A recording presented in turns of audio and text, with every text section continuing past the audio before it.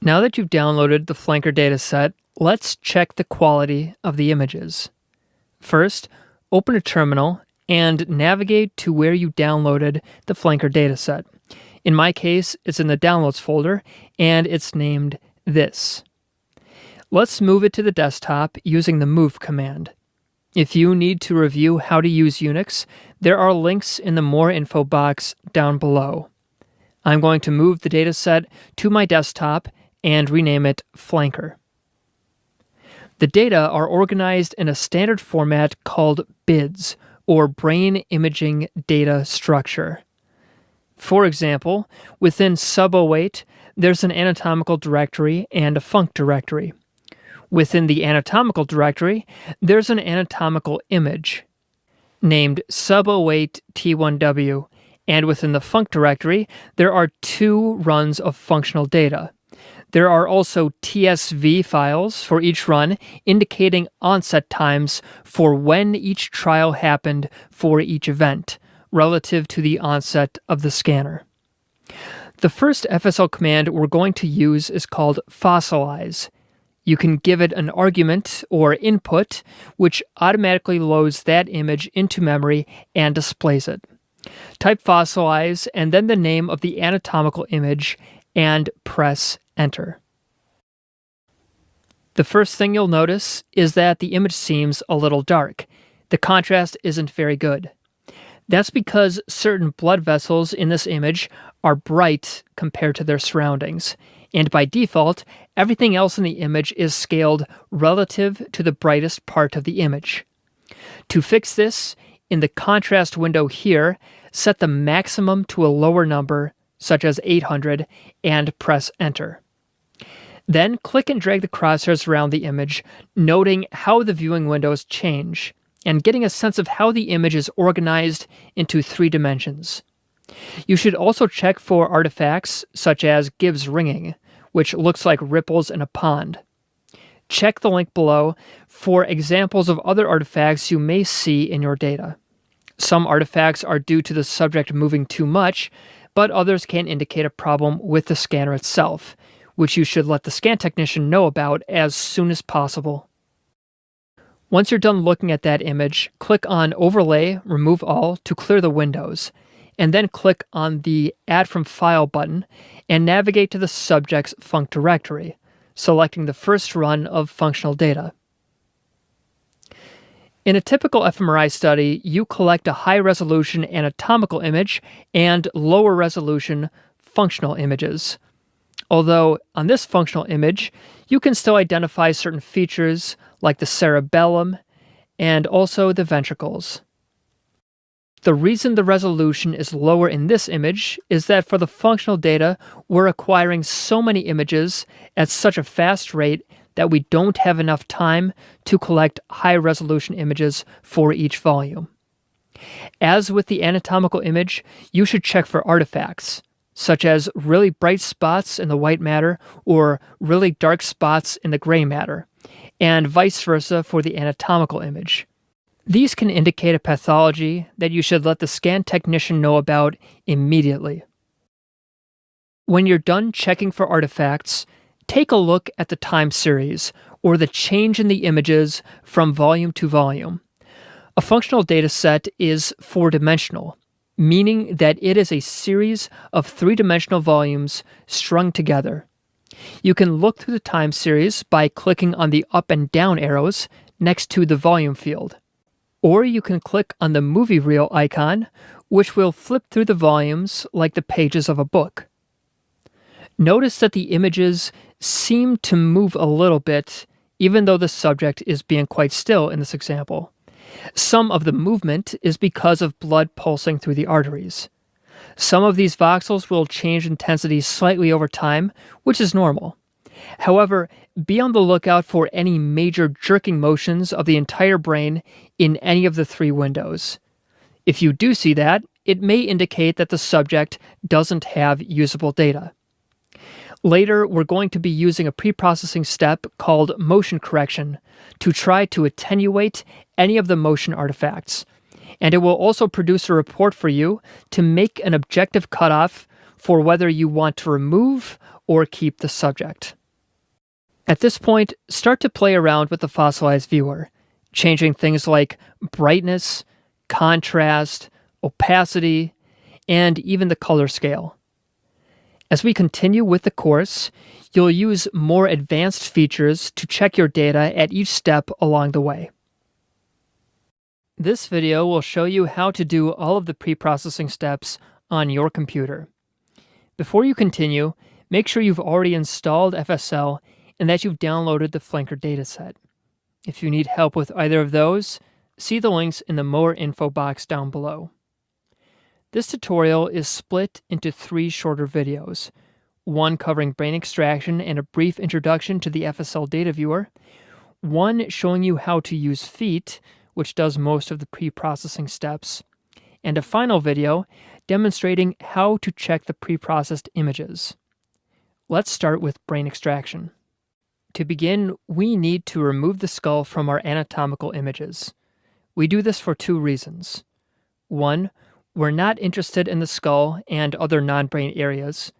And 2, removing the skull will improve the alignment of the registration and normalization steps, which are discussed in the next video.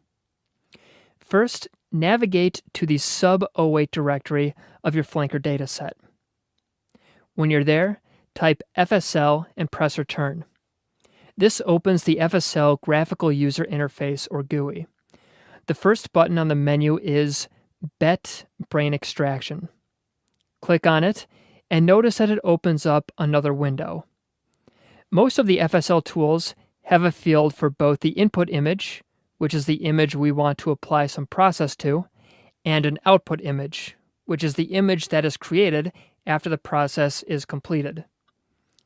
Click on the folder icon to select an input image, and select the anatomical file in the ANAT directory. Click OK. Notice that this automatically fills in the output image field with the name of the input image and _brain appended to it. The input and output fields are required. BET won't work if the fields are empty. The other fields are options, which you can change if you want.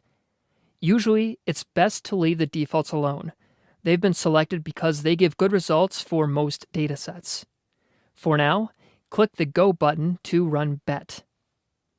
When you see the word Finished in the terminal, you'll want to look at how BET changed the image, and you'll want to make sure there weren't any problems.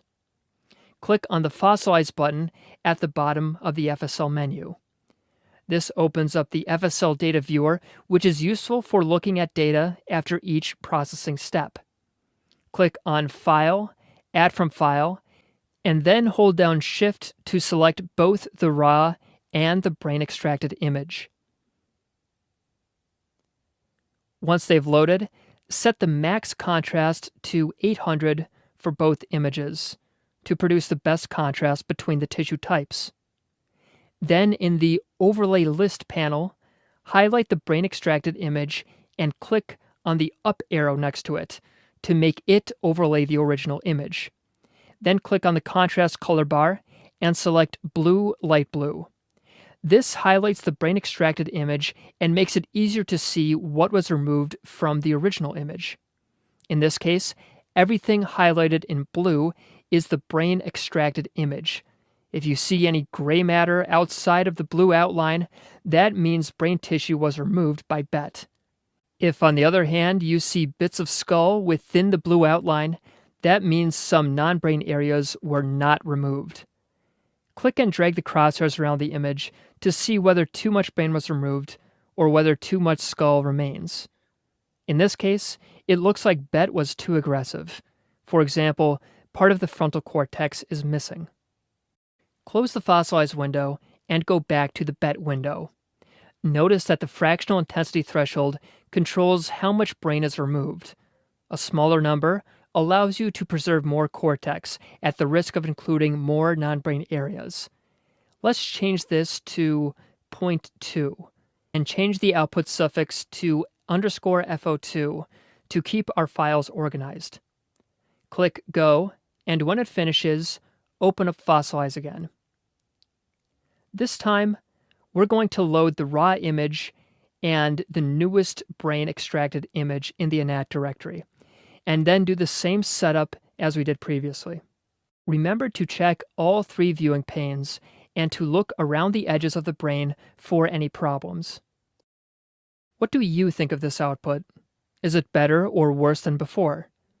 If you have to choose, I recommend using a lower threshold, even if that means keeping parts of the skull. For registration and normalization, it tends to be less problematic than the alternative. Once you've run BET on the anatomical image, you're ready to use FEAT, the fMRI expert analysis tool, which runs the remaining preprocessing steps. First, make sure you've opened up FSL from the sub-08 directory. Then click on the FEAT button to open the FEAT GUI. You'll notice that there are several tabs in this window, corresponding to different analysis steps. Since we want to focus only on preprocessing, click on the drop-down menu and select Preprocessing. This will gray out the Stats and Post-Stats tabs, which we will learn about in a later chapter.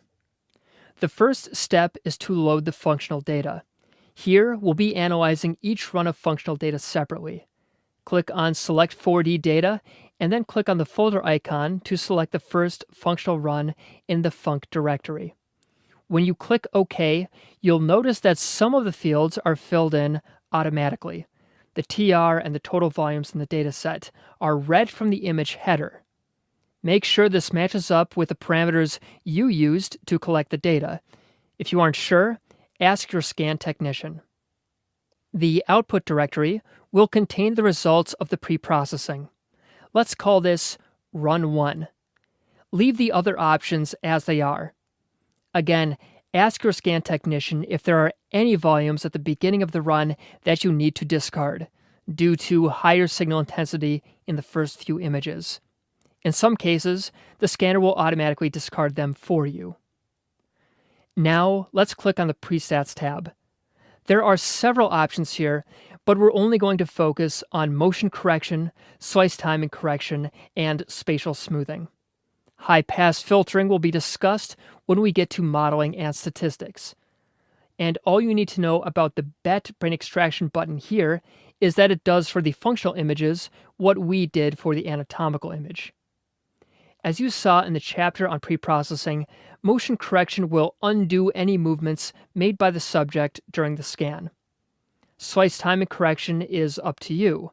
FSL's default is to not do it, and instead account for slice timing differences by including a temporal derivative, another concept that will be discussed in modeling and statistics. If you do decide to do slice timing correction, ask your scan technician what the ordering of the slices was.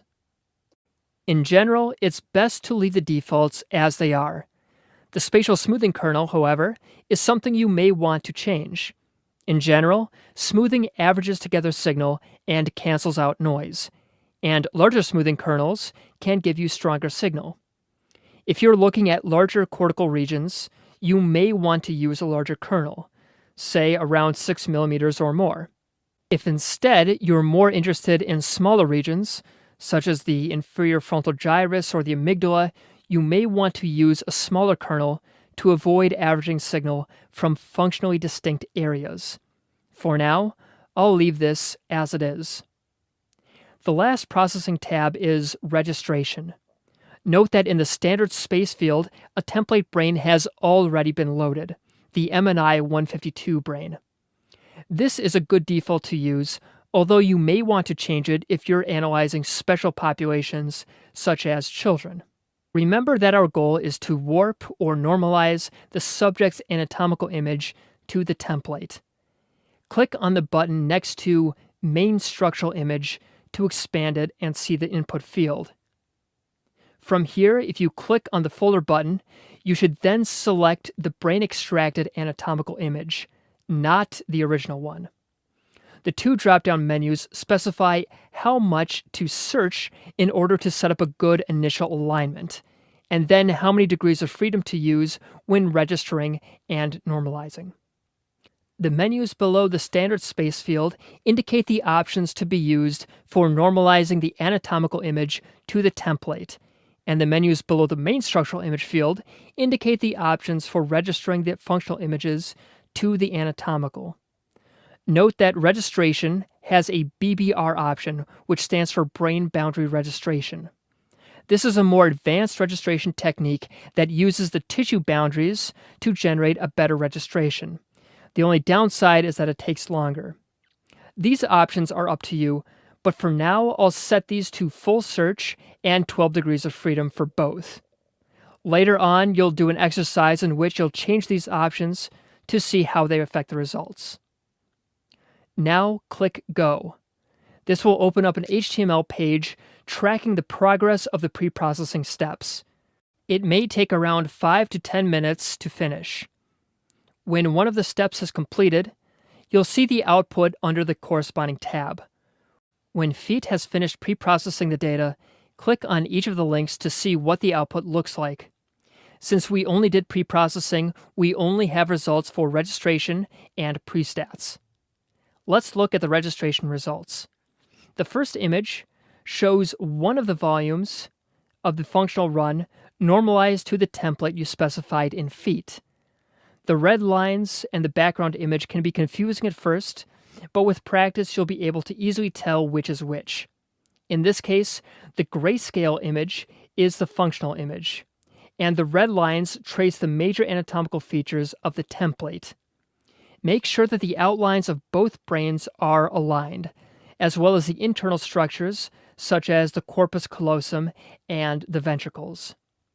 This image is shown first because if any of the other normalization and registration steps failed, this step would show obvious errors. Scroll down to see the other registration steps. The first one is the alignment of a representative functional image to the high-res, or anatomical image.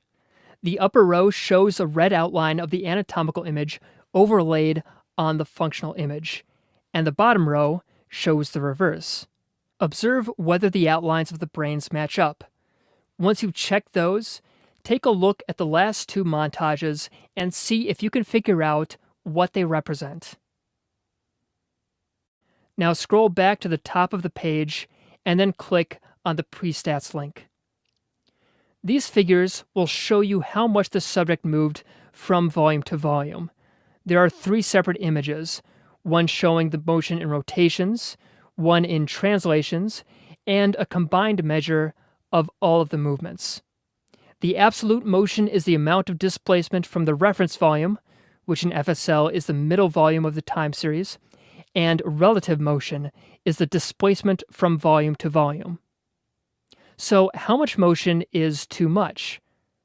If there is relative motion of more than half a voxel size or absolute motion of more than a voxel, you may want to consider more advanced correction techniques such as scrubbing, or maybe just remove the run from the analysis altogether.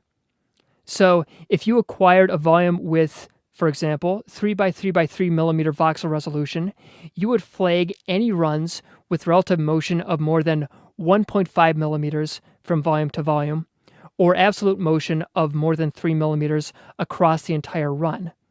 These are only guidelines, and you may decide to change them depending on the population you're studying. If both the registration and pre-stats figures look good, your pre-processing is probably okay. If you nevertheless want to inspect the images more closely, click on Fossilize. When you click on File, Add from File, you'll notice that a new directory has been created, run1.feat. FSL appends .feat to the output label to signify that it contains output from FEAT. Within this directory, there are many files and subdirectories.